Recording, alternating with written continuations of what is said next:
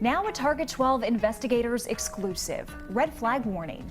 Last year, Rhode Island enacted a new law that gives the police the ability to remove a person's access to firearms if they appear to pose an imminent threat to themselves or to others. The red flag statute was signed into law just about a year ago. Now, in the wake of this weekend's mass shootings in Texas and Ohio, we wanted to know how often the law has been used in Rhode Island and where. Target 12 investigator Tim White is here now with what he's found.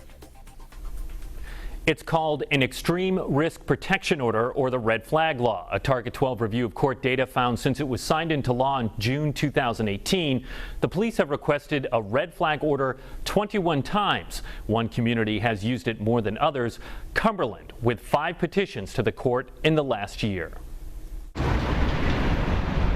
In 2018, the Cumberland Police Department got a call that an employee at a local business was a safety concern. Deputy Chief Doug Chulo says he remembers talking to the mayor about the issue. And him and I are having a conversation, and he says, hey, have we done everything we can absolutely do? And I realized, no, we haven't. We've got this law on the books. So Chulo asked a judge to grant an extreme risk protection order to block the employee's access to weapons. Was it foreign territory?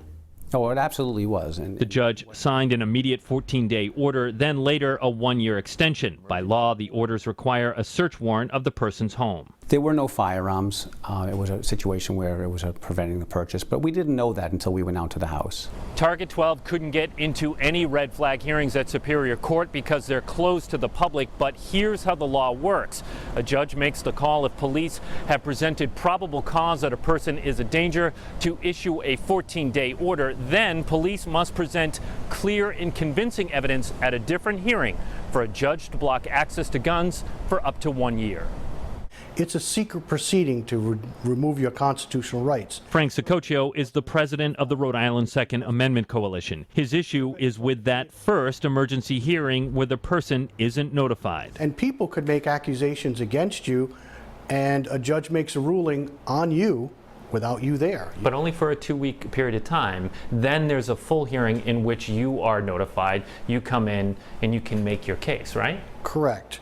Good luck trying to get a judge who's already made a determination that you're dangerous to change his or her mind now that you're there, after the police have already said, yes, we think that person's a danger. Good luck with that. In Cumberland, Chulo says they dropped 3 of their 5 cases before the full hearing. We were satisfied that the person was not a risk to themselves or to the community. Chulo says the relatively large number of red flag cases in Cumberland is not a reflection of the community or that the police department is aggressive. It's like anything else. Once you do it and get comfortable with it, you understand what needs to be done. Chulo says now that the law is a year old, some of the protective orders are expiring soon, and police departments are going to have to determine if they want to ask a judge to extend those orders again. With the Target 12 investigators, Tim White, Eyewitness News. At 5, we showed you how often the red flag law has been used here. And new at 6, we examine how Rhode Island's law compares to other states. Target 12 investigator Tim White is here now with the exclusive details. Rhode Island is one of 17 states that has a version of the red flag law on the books. Texas and Ohio, where a combined 31 people were killed in mass shootings over the weekend, is not among them.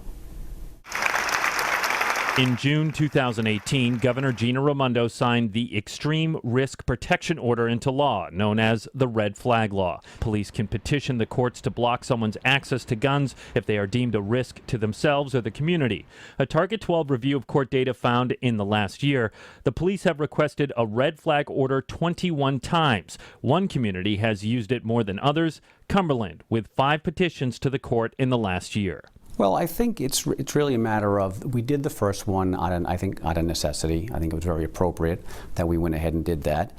And it's like anything else. Once you do it and get comfortable with it, you understand what needs to be done. Cumberland Police Deputy Chief Doug Chulo handles the red flag cases in Superior Court for his department. The hearings are not open to the public, and the person's name is not released because they are not charged with a crime. A judge decides if the police have presented enough evidence to block access to firearms for up to a year. Is that a heavy decision for you to make? Yeah, it absolutely is, and it's one of the times when we're really trying to balance a person's right under the Second Amendment to possess firearms with the expectation the community has that we're going to keep them safe. Of the 17 states that have a red flag law, Rhode Island is just one of 3 where only police officers can ask the courts to block access to guns. Elsewhere, family members and others, like educators, can petition the court. What happens if somebody lied? What if somebody got it wrong? Now you have to go in front of a judge and say, there's nothing wrong with me. Rhode Island Second Amendment Coalition President Frank Sacoccio says the initial emergency hearing is often held without the accused being present, which he says is unfair. And I get it. If there was an immediate risk of harm, yes, they should have some tools to go in there and stop that harm. But there's not enough safeguards to say, what if they're wrong? In the wake of the shootings in Texas and Ohio, House lawmakers are considering a federal red flag law. Senate Republicans have previously blocked the proposal, but President Trump expressed support for the measure for the first time on Monday.